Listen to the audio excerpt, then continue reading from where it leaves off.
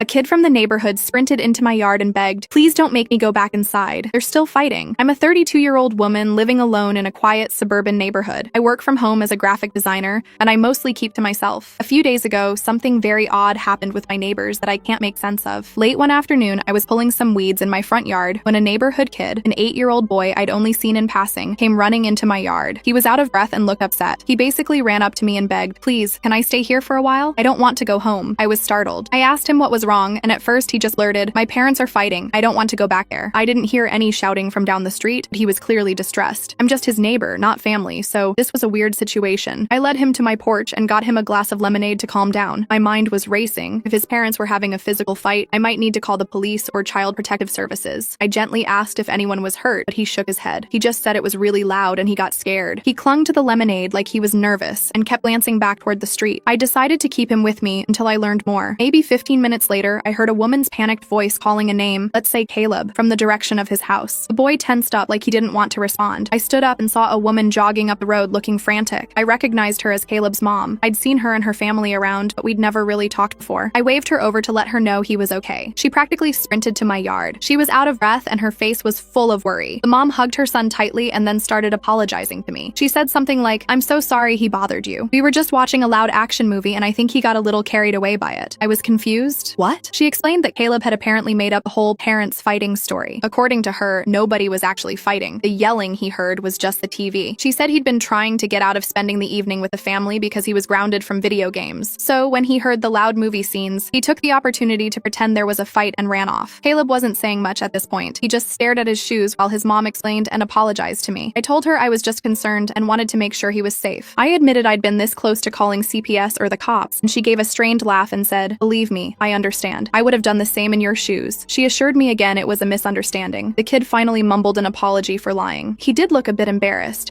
though I wasn't sure if he was genuinely sorry or just upset at being caught. I said it was okay, and that I was glad everyone was all right. The mom was friendly on the surface, thanking me for giving him a safe place for a few minutes, but as they were about to leave, I noticed something a little off. She put her hand on his shoulder and leaned down to whisper something in his ear. I couldn't catch what she said, but I saw Caleb's face sort of tighten up. Then the mom glanced back at me, not quite smiling anymore, with this look that I can only describe as suspicious. It was as if I had done something wrong by letting him stay. The whole vibe changed for a second. Before I could figure it out, she stood up straight, flashed me a quick, polite smile, and led Caleb back home. I was left standing on my porch, feeling confused. One minute, I'm a concerned neighbor helping a scared kid. The next minute, I'm getting side-eye from his mom like I caused something. I shrugged it off at the time. Maybe she was just stressed and embarrassed that her son involved a stranger in their family issue. I went about my evening and tried not to dwell on it. At night, though, things got really weird. Around 11 p.m., I was getting ready for bed when I got a text from an unknown number. It said, "He was testing you. We needed to know which neighbors to trust. You passed." Exactly like that in one message. I had no idea who he was referring to. The only he I could think of was Caleb. Was this text implying that Caleb pretending his parents fought was some kind of test, and we needed to know which neighbors to trust? I texted back something like, "Who is this? Is this Caleb's mom?" No response. I stared at my phone for a long time, feeling my heart pound. The message definitely sounded like it had to be from that family. But why would they test neighbors by sending their kid on a fake rescue mission? The more I thought about it, the more uncomfortable I got. Trust them with what? I hardly slept that night. The whole thing felt like a prank or a setup, and I didn't understand what I was supposedly being vetted for. The next morning, after a very restless night, I found an envelope pushed under my front door. Inside was a single house key on a plain keyring and a handwritten note that said, "In case we ever really need help." That's it. No explanation, no names or signatures. I recognized the key as looking like any standard house key. Later, I discreetly checked, and yes, it fits the front door of the house where Caleb and his mom live. So they actually gave me a copy of their house key. I have no clue why. I haven't even known them beyond waving hello. So, to sum up, the kid lied about his parents fighting so I'd shelter him. I get a creepy anonymous text congratulating me for passing some trust test. And now I apparently have the key to these neighbors' home in case they ever really need help. This is way beyond normal neighborhood friendliness. It almost feels like I've been unwillingly recruited for something. I'm sitting here with someone else's house key on my kitchen table, and I honestly have no idea what to do. This whole situation feels off, and I'm not sure if I should be worried or just ride it out. I'll update if I figure anything out, but right now, I'm at a total loss. Update 1. It's been about a week since that bizarre incident, and things have only gotten stranger. I wasn't sure if I should post an update, but I need to get this out. First off, I still have the key. I haven't used it or mentioned it to anyone. I mean, who would I even tell? I did decide to keep an eye on that family from a distance, just in case. And I've noticed some really weird behavior, especially involving the kid, Caleb. For one, I've seen him playing alone in their backyard late at night, way past what I'd consider any 8-year-old's bedtime. The first time was a few days after the the test. I was taking out my trash around 9 p.m. and I heard this noise from their yard. I peeked over the fence and there's Caleb on their swing set in the dark, just swinging. No parents outside, no lights on in the yard. I could vaguely see someone, I assume his mom or dad, standing behind an upstairs window watching him from inside. It was super eerie. Then it happened again almost every night this week. I'd be up working late or getting a midnight snack and I'd notice movement in their backyard. I'd look out my kitchen window and see Caleb running around or tossing a ball by himself at 11 p.m., even past midnight on a school night. Every time, I could make out one of his parents' silhouettes in the window, just observing. They never came out to join him or call him inside. He was just out there playing in the dark, unsupervised except for that distant watch. I have no idea if this is some kind of discipline, like go outside and play in the dark, a weird game, or something else entirely. It gave me an uneasy feeling, but I didn't know whether to intervene. He didn't appear to be in immediate danger with a parent technically watching. Still, it's bizarre parenting, right? Who lets an 8-year-old roam the backyard at midnight? I was already on edge from that when I noticed something else. My mail started going missing. Well, not missing exactly, tampered with. 2 days ago, I went to check my mailbox in the afternoon and found nothing there, even though I was expecting a phone bill. Later that evening, the bill did show up, but the envelope had been opened and then carefully taped shut. I thought maybe I was losing it, but then yesterday, the package that was supposed to be delivered was nowhere to be found all day. By nighttime, it was suddenly sitting on my porch, opened and resealed as well. It was creepy how it kept happening. I decided to check footage from my doorbell camera. I have a Ring cam by my front door, mostly for security and because of, well, past issues with someone. I'll get to that in a bit. What I saw on the footage made my skin crawl. At around 5 a.m. yesterday, I caught Caleb's mom on camera. She walked right up to my front door, and for a second I wondered if she was going to knock, but no. She crouched down and started rifling through my mailbox. In our neighborhood, the mailboxes are slot style in the wall by the front door, not at the curb, so my camera has a clear view. I watched her take out a few envelopes, hold them up to read the addresses, and open them. She actually opened and read my mail, right on my porch, at 5 in the morning. Then she resealed each one as neatly as possible. She had a glue stick or tape, I guess, and put them all back into my mailbox. She even looked through the small package I mentioned. I saw her carefully peeling it open. I felt violated watching this footage. Mail tampering is a felony, last I checked, and beyond that, it's an insane breach of trust and privacy. I saved the video file, and later that day when I knew she was home, I marched over to their house, key still burning a hole in my pocket, but I wasn't about to use it for this. I banged on their door, totally ready to confront her. It's one thing to involve me in a weird test without my consent. It's another to literally spy on me by reading my mail. Caleb's mom answered, looking a bit surprised to see me. I didn't even give her time for pleasantries. I said straight up that I knew she's been opening my mail and it needs to stop now. I expected her to either deny it or maybe apologize profusely and make up some excuse, but she didn't deny it at all. She just kind of sighed, like she'd been caught, but it was no big deal. I remember my voice was shaking with anger when I asked her why on earth she would do something like that. She answered in this calm, almost patronizing tone, "We needed to make sure you were who you said you were." That's exactly what she said. I stared at her, completely baffled. I told her I had no idea what that even means. I've never pretended to be someone else. I literally just introduced myself as her neighbor that first day and gave her kid a glass of lemonade. What the hell was she checking up on? She didn't give a straight answer. She just sort of tilted her head at me, studying my face, and then she dropped another bomb. She said, "Your ex-boyfriend, the one from Seattle. He's not actually in Seattle anymore, is he?" I felt like the floor dropped out from under me. She was absolutely right. My ex, let's call him Tyler, used to live in Seattle. That's where I moved from to get away from him. I have a restraining order against Tyler due to a long, messy history of stalking and harassment. Unbeknownst to most people in my life, he moved back to our state about 6 months ago. I never told any of my neighbors or casual acquaintances about him. It's not exactly something I broadcast, both for my own safety and because it's painful to talk about. In fact, I deliberately never mentioned it to anyone here. As far as the neighbors knew, I moved here just to be closer to family or for a job or whatever. So I have no clue how this woman, who I barely know, dug up that information. I hadn't even seen Tyler in over a year. That's how long the restraining order had kept him away, at least until he moved closer. Hearing her bring it up out of nowhere utterly stunned me. I remember I just blurted out, how do you know about him?" My voice came out weirdly quiet because I was in shock. She didn't answer, not directly. She just gave me this thin, knowing smile. At that point, I was equal parts freaked out and furious. Here was my neighbor essentially stalking me, reading my private mail, researching my past, knowing details she had no business knowing. I snapped at her, something along the lines of, "You'd better start explaining what the hell is going on right now." My heart was hammering in my chest. I could feel my face getting hot from the adrenaline and anger. Caleb's mom didn't look scared or sorry that I was upset. If anything, she looked slightly apologetic, but also firm. It was like she expected this reaction and had already decided how much to reveal. Very calmly, she said, "We help people like you, people who need to disappear." I recall those words exactly because they sent a chill down my spine. We help people like you, people like me, people with stalker exes, I guess she meant, or victims or whoever, and people who need to disappear. That phrasing was not exactly comforting. I wasn't trying to disappear, or was I? I did move here to get away from Tyler and start fresh without him in my life. In a sense, I was trying to disappear from him. I didn't even get a chance to respond to that cryptic statement because she then handed me something. It was a small white business card, completely blank except for a phone number printed in the center. No name, no company, nothing else. She pressed it into my hand and said, "If you ever feel like you're in danger, if you ever need real help, call this number." I just stood there holding it, mouth probably hanging open. This wasn't what I expected at all. Before I could ask any follow-up questions, like, "Who are you people?" Or "What does this have to do with your kid running to my house?" She offered a polite goodbye, something like, "Have a good day," as if we just had a normal neighborly chat, and then she shut her door, leaving me standing on her porch with the card still in my hand. I walked back home in a daze, so now I have one mysterious text, one spare key, and one mysterious phone number, and a neighbor who apparently knows way too much about my life and says she helps people disappear. I don't know what kind of operation I've stumbled into, but they clearly have been investigating me, and possibly others. I spent the rest of that day alternating between anger and fear. Part of me wanted to call the police and report her for the mail tampering alone. Part of me was afraid to mess with people who clearly operate in secretive ways, and another part of me was weirdly intrigued, I guess, or hopeful, because she implied they help people in situations like mine. I haven't called the number yet. I wasn't even sure what I'd say. "Hi, your neighbor gave me this number because I have a psycho ex?" It felt weird. Also, the situation hadn't escalated with my ex, at least not yet. I did Google the phone number out of curiosity and got no meaningful hits. It's not tied to any business that I can find. It might even be a burner phone. I'm pretty shaken by all this, to be honest. I have no idea what my neighbors are involved in. They've crossed some serious lines, privacy, legality, to vet me, or whatever that was. But at the same time, I keep thinking about how she phrased it. "We help people like you." How many people like me are out there? And help us what exactly? Disappear how? Fake identities? Vigilante justice? It sounds crazy, I know. For now, I'm going to keep the phone number and the key somewhere safe. I haven't decided my next move, but I feel like something big might be coming whether I like it or not. I'll post another update when I can. I'm starting to think I haven't even scratched the surface of whatever is going on next door. Update 2. I didn't expect I'd be back with another update so soon. It's only been a day since my last post, but in the past 24 hours, everything went down. I'm still wrapping my head around it. Yesterday, after that confrontation with Caleb's mom, I was on edge the whole evening. I double-checked my door locks, closed all my curtains, and kept peeking out the windows at their house. It was quiet over there, almost too normal. I didn't see Caleb outside at all, which was a relief because I'd had enough weirdness for one day. I think the family stayed inside all night. Meanwhile, I was pacing my living room, clutching that blank business card and debating if I should call it. A little before midnight, I got my answer in the form of a phone call from Tyler, my ex. It was a call I'd been dreading ever since I heard he was back in the state. I hadn't spoken to him since getting the restraining order, and seeing his name flash on my phone made my blood run cold. I never blocked his number. Part of me wanted to know if he ever tried to contact me for evidence, and boy, did he pick his moment. I answered, trying to keep my voice steady. As soon as I said hello, I could tell he was drunk. His voice had that slur and aggressive edge to it. He said something like, "Thought you could hide from me forever, huh?" My heart started pounding against my ribcage. I asked him how he got my number and what he wanted, even though I could guess. He basically ignored my questions and continued in this threatening tone. "I know where you are now. You didn't think I'd find you, did you? We need to talk face to face.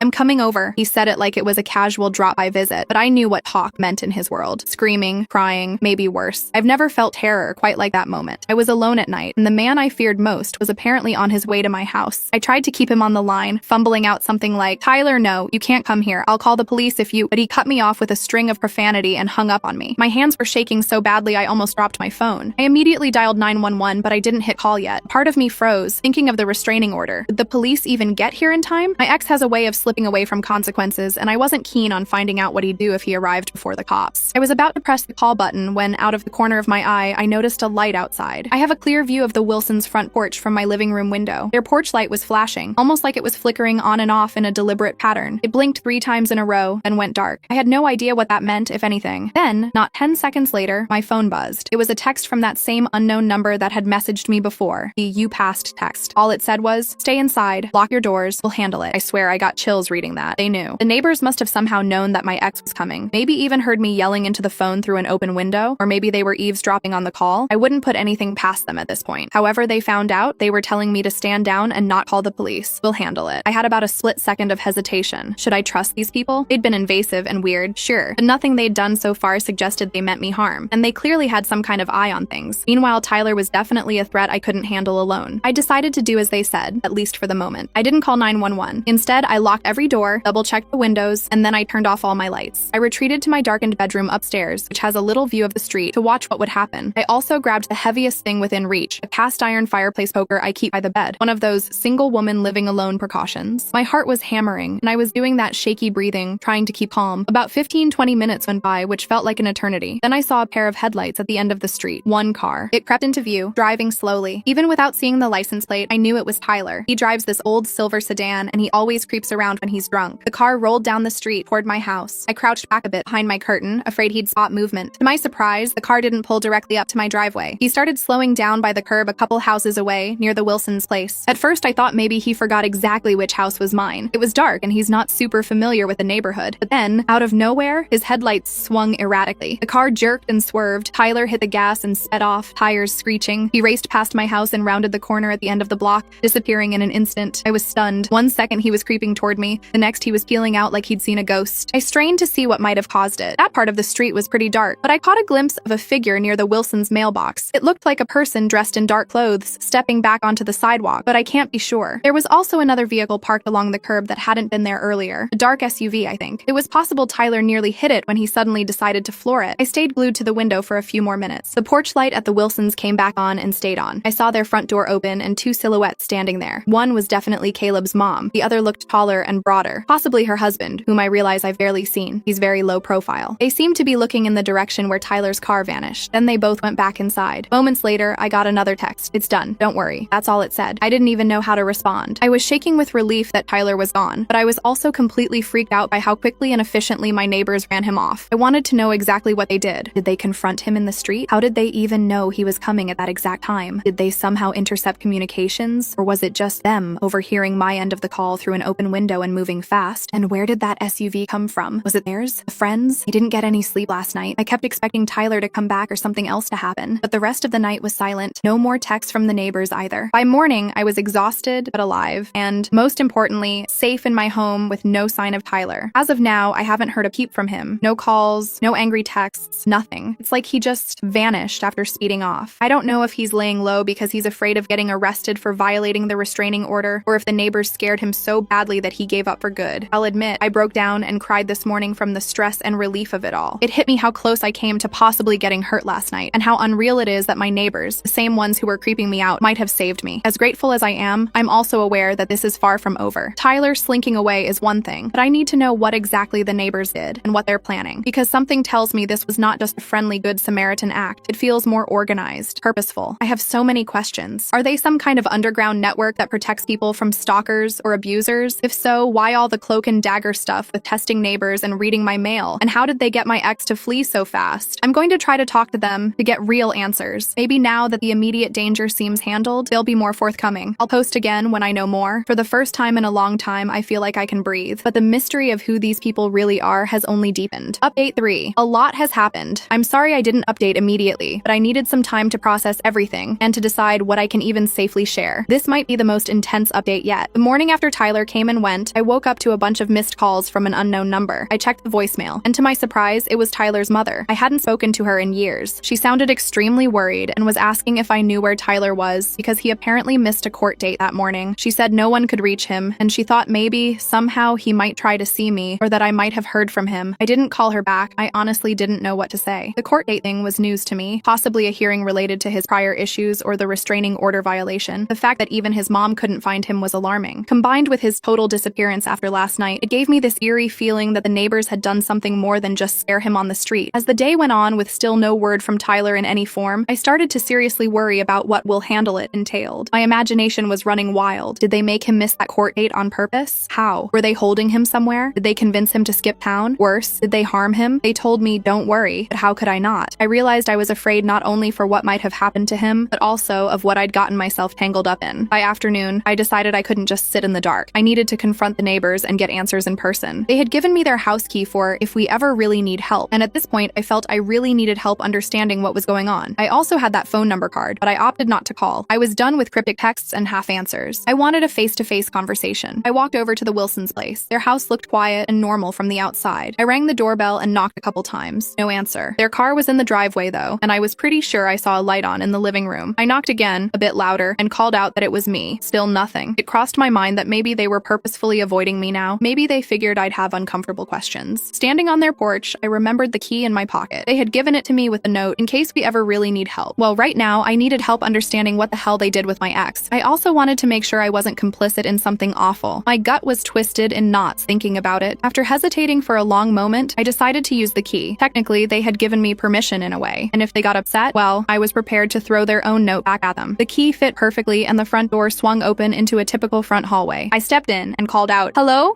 Is anyone home?" My voice echoed a bit. No response. The house was quiet. From the entryway, I could see part of their living room. It looked perfectly ordinary. Sofa, TV, some bookshelves, and family photos on the wall. I glanced at the photos as I slowly walked further inside. They showed Caleb smiling at various ages, the mom, and a man I assumed was his dad, or stepdad maybe. I realized I'd never really met the husband. He was either often away or just kept to himself. But here he was in pictures, looking like a totally normal, happy dad, doing backyard BBQs and beach trips with the family. Nothing about those photos suggested secret vigilante network, that's for sure. The air inside the house had a faint smell of coffee and something like old paper. I noticed then that there was a bit of a draft, like a window was open somewhere, carrying that papery smell. I followed the scent and the draft toward the back of the house. There was a door ajar, likely leading to the basement because it was off the kitchen and slightly downward stairs were visible. It struck me as odd that they'd leave their basement door open, but I guess if they were home and just down there, it'd make sense. I honestly wasn't thinking of danger to myself at that moment. Curiosity and concern overrode caution. I descended the wooden stairs, which led to a finished basement space. As I went down, I started to see rows of filing cabinets lining the walls. The basement was one large room, brightly lit by overhead fluorescent lights. Along each wall were tall, gray metal filing cabinets, the kind you'd see in an old school office or records room. In the middle of the room were a couple of desks with neat stacks of paper, a few binder folders, and a laptop that was closed. It looked like an office, not a family rec room or storage area. Nobody was down there. I expected maybe to find the mom or dad hunched over a desk, but the basement was empty of people. My pulse kicked up as I took in the scene. Something about a secret archive of files in my neighbor's house made this all feel very real and unnerving. On one of the desks, I saw a small stack of passports, of all things. I couldn't help but pick one up. The top one was navy blue and looked like a US passport. The photo inside was of a woman who looked a lot like Caleb's mom, but with a different name. Different last name, different first name too. Different identity entirely, if I had to guess. I put it down, hands trembling a bit. Beneath it were a couple more passports. I glimpsed a man's photo in one and a child in another. Caleb, but under a different name as well. I stopped rifling through them because I suddenly felt like I was snooping into something way above my pay grade. Instead, I turned to the filing cabinets. Most were labeled with letters or numbers. One entire wall had cabinets labeled by years. Another wall had labels that looked like last names or code names, maybe a project system. I scanned for anything familiar, and that's when I saw a cabinet drawer label that made my breath catch. It was my last name. The label was just my last name, neatly printed. The drawer was closed. I stood there for a moment, my hand hovering in front of it, both terrified and desperate to see what was inside. After a deep breath, I pulled the drawer open. Inside was a hanging file folder with my full name on it. I removed it and laid it on the nearest desk. There was a stack of documents inside, about an inch thick. Right on top, I saw a printout of an old Facebook post. It was one of Tyler's posts from over a year ago, where he had ranted about me after I left him. I recognized the wording. It was vile stuff basically threatening me. One of the things I'd shown the court to get the restraining order. They had printed it out. Underneath that was a photocopy of my restraining order paperwork, complete with case number, dates, all of it. There were pages of what looked like background checks or personal info sheets. I saw my name, birth date, former addresses, presumably info they gathered on me. My hands were shaking by the time I got to the stuff about Tyler. There were surveillance-style photos of him, candid shots that looked like they were taken from a distance with a long lens. One was of him outside a bar, time-stamped on the corner, just 2 weeks ago. Another of him walking into what looked like an office building. They even had a picture of him pumping gas, for crying out loud. Each photo had notes scribbled on it like Thursday 8:30 a.m., leaving for work, and Saturday 11:47 p.m. at X bar, intoxicated. These people had been tracking him. That realization almost made me drop the folder. They knew his routines, his habits. There was a sheet listing what looked like his work schedule and workplace, a construction company, and even his mother's address and phone number. That explained how they might have known about the missed court date. Maybe they were monitoring that too, or they had his mom's call records. Who knows? Near the back of the folder, clipped to a piece of cardstock, was a small item that slid out and glinted. It was a bullet casing. I have absolutely no idea if it was meant to be in my file or it slipped in from somewhere else, but seeing it nearly made me drop everything. I placed it aside carefully, not sure what to think of that. The last page in the folder was what really made me stop cold. It was a single sheet with a handwritten note, subject neutralized, relocated to Oregon job site, will not return. I must have read that sentence 5 times. Subject neutralized, relocated to Oregon job site, will not return. I don't know if they meant Tyler is working a job in Oregon now, or if job site was code for something worse. Neutralized is a pretty unsettling word to use. My immediate thought was, did they kill him? But why then say relocated to a job site? Perhaps it meant they somehow forced him to go to Oregon for a job, or he's buried at a job site in Oregon. My mind went there, yeah. I felt a rush of nausea thinking that might be a euphemism. I was so engrossed in reading that I didn't hear footsteps until they were right behind me. I spun around, my heart jumping into my throat. Caleb's mom was standing at the bottom of the stairs, watching me calmly. I have no idea how long she was there, or if she saw me go through the whole file. She didn't look angry. In fact, her expression was almost sad, or just very tired. She had dark circles under her eyes like she hadn't slept either. For a long moment, we just stared at each other in the bright basement, me with all those incriminating papers fingers spread out in front of me. I opened my mouth to stammer out some explanation or accusation or anything, but she spoke first. Her voice was gentle, almost apologetic. "We don't hurt people. We just make problems go away." She said it firmly, like she really wanted me to believe it. Her eyes flicked to the file on the desk. She could see I'd read the note. It felt like she was directly addressing the horrible scenarios running through my mind. No, they didn't kill Tyler, if she's telling the truth. They just made my problem, Tyler, go away. My brain was still screaming, "How?" But I was too stunned to get it out. She stepped closer, and I instinctively stepped back. Not that she was threatening me, she wasn't. It was more that the gravity of everything was hitting me at once, and I almost wanted to shrink away. She continued quietly. "Caleb's test wasn't about trust. It was about empathy." She managed a small, weary smile. "You're the only neighbor who helped him." That one landed in my chest with a sort of heavy realization. Empathy. The whole lemonade, parents fighting ruse. They were trying to see if I'd show kindness to a child in trouble without knowing the full story. A lot of people might have brushed him off or sent him home immediately. Apparently, other neighbors did. She was telling me I was the only one who didn't. That made me feel equal parts proud and queasy. Proud that I did the right thing by the kid. Queasy that I'd been targeted and observed for it like a lab rat. I found my voice, if only a whisper. Who are you people? I wasn't even sure what I was asking. Their names? Their organization? Why they do this? Probably all of the above. She just shook her head slightly and said, "We're people who've had problems and learned how to fix them. Then we decided to fix them for others." As she said this, she gently closed the folder with my name on it and slid it back into the drawer. I didn't stop her. I was transfixed,